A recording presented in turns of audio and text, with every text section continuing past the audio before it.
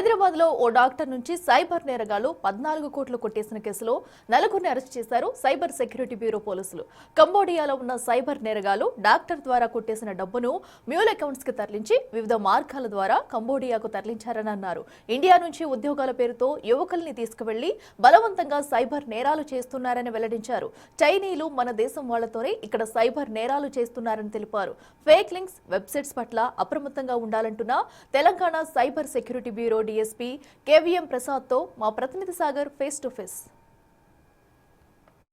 ఒకటి కాదు రెండు కాదు ఏకంగా 14 కోట్లు సోషల్ మీడియా వేదికగా చాటింగ్ చేస్తూ అందమైన అమ్మాయి ఫోటో పెట్టి హైదరాబాద్కి చెందిన ఓ డాక్టర్ నుంచి 14 కోట్ల రూపాయలు కాజేశారు సైబర్ కేటగాళ్లు. ఈ కేసులో నలుగురు నిందితులను సైబర్ సెక్యూరిటీ బ్యూరో పోలీసులు అరెస్ట్ చేశారు. అసలు ఈ కేసులో ఏం జరిగింది, వాళ్ళ విచారణలో ఏం చెప్పారన్న అంశాలు తెలుసుకుందాం. ప్రస్తుతం మనతో పాటు cyber security bureau DSP KVM Prasad sir ఉన్నారు. ఒకసారి మాట్లాడండి సార్. చెప్పండి, ఇందులో నలుగురు అరెస్ట్ చేశారు, అసలు ఏం జరిగింది, ఎట్లా జరిగింది అనేది. ఇంట్లో ఏంటంటే మనకి ఇంతకు ముందే చెప్పినాము ఈ 14 crores పోవటానికి గల కారణాలు.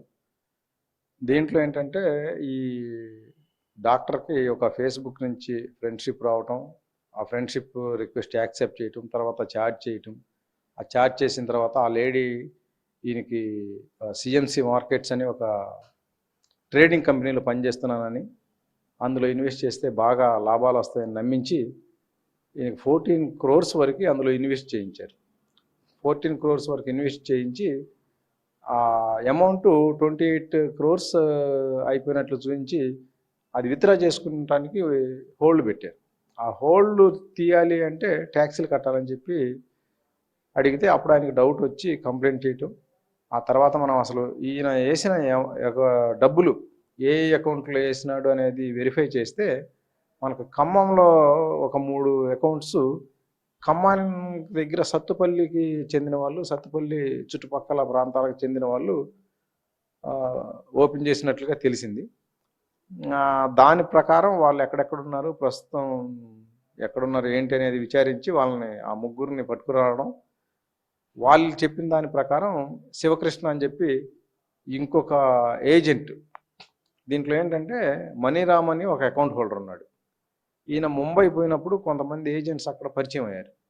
పరిచయం అయ్యి ఇట్లా కరెంట్ అకౌంట్స్ ప్రొవైడ్ చేస్తే మేము కమిషన్ ఇస్తామని చెప్పారు. ఈయన శివకృష్ణ అనే ఆయనకి బాగా క్లోజ్ ఫ్రెండ్ అనమాట. ఆ విషయం ఈ శివకృష్ణకి చెప్తే, శివకృష్ణకి ఈ బ్రహ్మనాయుడు అండ్ పవన్ కళ్యాణ్ అని ఇద్దరు ఫ్రెండ్స్ ఉన్నారు, వాళ్ళ చేత అకౌంట్స్ ఓపెన్ చేయించాడు. అట్లాగే మనీరామ్ కూడా ఒక అకౌంట్ ఓపెన్ చేసినాడు. ఈ 3 అకౌంట్స్ తీసుకెళ్ళి ఆ బాంబే ఏజెంట్స్కి ఈ శివకృష్ణ ఇవ్వటం, ఇస్తే వాళ్ళు వేరే వాళ్ళకి ఇచ్చి వీళ్ళ ఫోన్లు తీసుకొని కొన్ని యాప్స్ డౌన్లోడ్ చేసి ఆ ట్రాన్సాక్షన్స్ అన్నీ చేయించారు. ట్రాన్సాక్షన్ చేయించిన తర్వాత ఫోన్లో రిటర్న్ చేసేసేసి వీళ్ళకి ఒక 2.5 lakhs ఇచ్చి మిగతా కమిషన్ తర్వాత ఇస్తామని చెప్పారు. ఇక తర్వాత మళ్ళీ వేరే కమిషన్స్ ఏమీ ఇవ్వలేదు. వీళ్ళ కమ్యూనికేషన్ కట్ చేసి పడేశారు అనమాట. ఈ 2.5 lakhs వీళ్ళు పంచుకొని మిగతా ఇంకా కమిషన్ వస్తుందని చెప్పి ఎదురు చూస్తున్నారు తప్ప మిగతా కమిషన్ రాలేదు. ఈ విధంగా ఏంటంటే ఇప్పుడు ఈ ముగ్గురు కలిసి బాంబే వెళ్ళి బాంబే ఏజెంట్లకు ఇచ్చి బాంబే ఏజెంట్ల ద్వారా ఎవరికి పోయింది అనేది ఈ తదుపరి విచారణలో తెలుస్తుంది.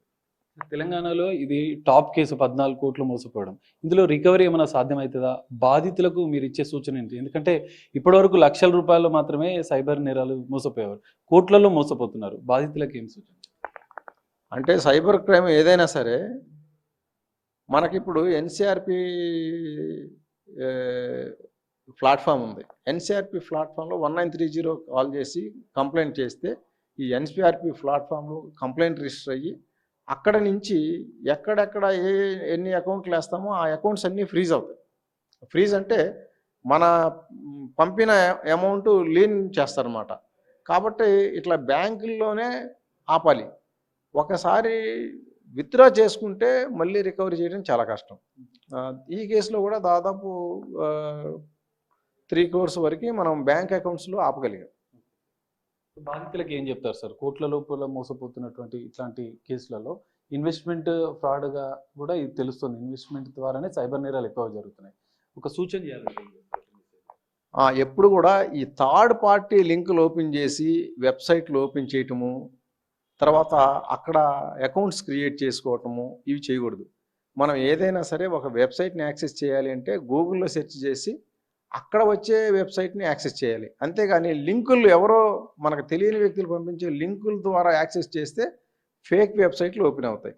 ఆ ఫేక్ వెబ్సైట్లు ఓపెన్ అయిన తర్వాత అందులో మనం ఒక అకౌంట్ క్రియేట్ చేసుకొని దాని ద్వారా ఇన్వెస్ట్మెంట్ చేస్తే లాస్ట్కి మోసపోవడం జరుగుద్ది. అందువల్ల ఏంటంటే ఎప్పుడు కూడా వెబ్సైట్స్ యాక్సెస్ చేసేటప్పుడు గూగుల్లో సెర్చ్ చేసి యాక్సెస్ చేయాలే తప్ప ఈ వేరే వాళ్ళు పంపించిన లింకులు ఓపెన్ చేయటం, వేరే వాళ్ళు పంపించిన లింకుల ద్వారా యాప్స్ డౌన్లోడ్ చేయటం ఇటువంటివి చేయకూడదు. ఫేక్ లింక్ల పట్ల అప్రమత్తంగా ఉండాలి. మీరు సైబర్ మోసపోతే వెంటనే 1930కి గోల్డెన్ అవర్లో మీరు ఫిర్యాదు చేయాలని చెప్తున్నారు. తెలుగు వాళ్ళు ప్రధానంగా సైబర్ నేరస్తులకు అకౌంట్లు సప్లై చేస్తున్నారు కమిషన్లకు ఆశపడి. మీరు కూడా నిందితులుగా మారిపోతారు, మీరు కూడా జైల్లో ఊచలు లెక్క పెట్టాల్సిందే అంటూ కూడా సైబర్ క్రైమ్ పోలీసులు హెచ్చరిస్తున్న పరిస్థితి. కెమెరామెన్ వంశీతో కలిసి సాగర్, బిగ్ టీవీ, హైదరాబాద్.